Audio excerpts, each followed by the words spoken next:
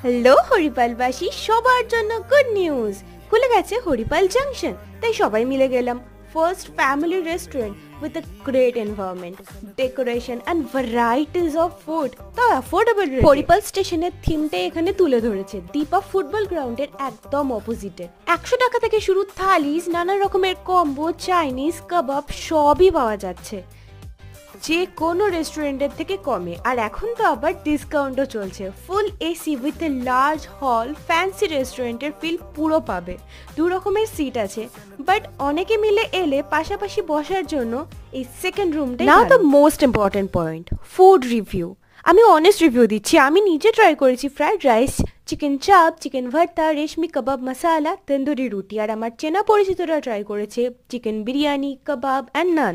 এর মধ্যে চিকেন কারির আইটেমগুলোর বিরিয়ানি রিভিউ খুবই ভালো, কিন্তু এর ব্রেড সাইড খুবই উইক। নিউ ওপেনিং, তাও